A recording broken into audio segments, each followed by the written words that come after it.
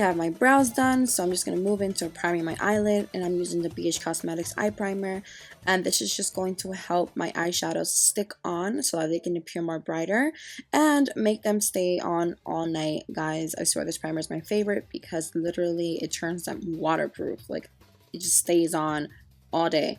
And I'm also going to bring some on the bottom since we're going to be working with some color on there too. Next, to prep my skin, I'm going to start with the Urban Decay B6 Vitamin Infused Spray, and this is going to just help refreshen my skin before I apply anything else. And taking some tape, I'm going to go and start marking my eyes because I want the specific shape for the eye look. And then I'm going to take this Creeme Brule shade from Coastal Scents, and basically it's just going to smoothen out the primer. I do this all the time just to give myself a nice clean canvas to work with, and it also helps my eyeshadows blend out a lot. And next, for my transition shade, I'm going to take Oatmeal Tan, and I'm going to go and place it right into the crease, and I'm going to be building up the color. Actually, right now I'm just starting to mark where I want to put all my other darker colors. Next, taking this reddish brick color, I'm just going to go and start placing it on top of the crease color, but I'm focusing more literally on the crease and on the outer V because I want to create that nice transition for when I add the other colors later on. This step took the longest because I wanted to make sure that I had the specific opaqueness that I wanted. So it was just literally adding and blending, adding and blending, and adding and blending until I got the color that I wanted. Now to start out the dramaticness, I took some black eyeshadow and I also started blending and adding and blending. I softly added because once you put too much, you can't really go back to it. So I added a little bit. This step really took a long time as well because I was just adding and adding, trying to define that outer V. But it came out really nice, and as you can see, I'm focusing right onto the outer V exactly.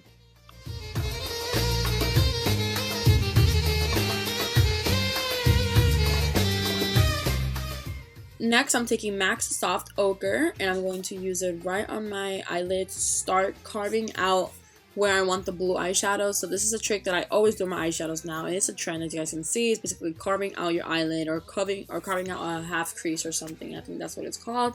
So basically I'm doing that, and I'm just going to start blending against some eyeshadows so that it could start looking in more blended, if that makes any type of sense. Now, using the Be Bombshell Cosmetics Bora Bora eyeshadow quad, I'm going to go and use this beautiful teal color, and I'm going to wet my synthetic brush with some water. And basically, I'm just going to start building up the color as well. Right now, it looks really, really light, but the more you add, trust me, the more the blue is going to show later on.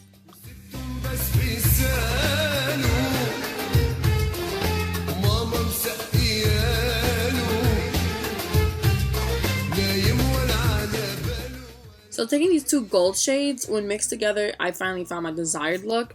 But I'm just gonna go and take it and put it into my inner corner instead of the traditional white. I'm doing gold, and this is just going to create the nice contrast. And removing the tape, now it's time for eyeliner. I'm going to use my NYC liquid liner, which is my favorite liner, and I'm going to create my wing. I'm not going to do anything dramatic like I did with my first video. This is just traditional wing with a cat eye in the beginning inner corners.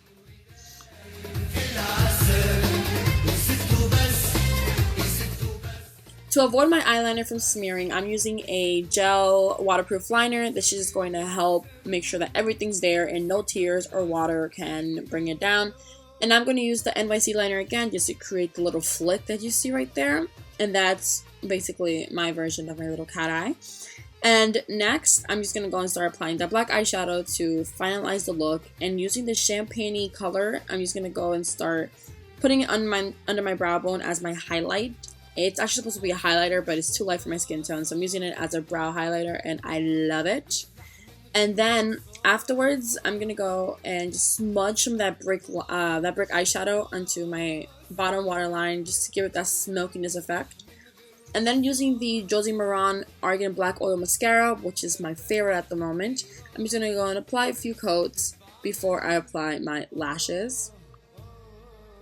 Now I like using this primer because every time I use a very, very matte foundation, my skin tends to look dry no matter how good I prep it.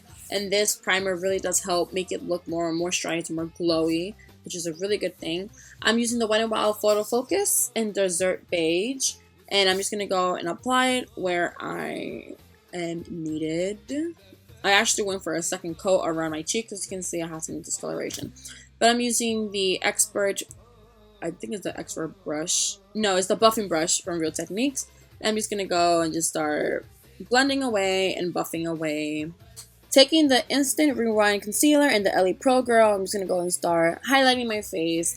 Guys, I really do not normally put this much concealer, but I did it more for the sake of this look because it is dramatic, full coverage, say no more. So now I'm going to take my little beauty blender and I'm just going to start just buffing out the concealer because it was a little bit too much. And I'm just going to set it with the Laura Mercier powder and in the areas I want to highlight. Then for bronzer and contour, I'm just using the NYX contour kit, and it's one of my favorites because you have so many shades you can use all at once. And I'm just going to go and start doing my step. I'm just going to carve it out again with the Laura Mercier powder, and this is just going to help everything. And now I'm just going to go and just remove it, and voila.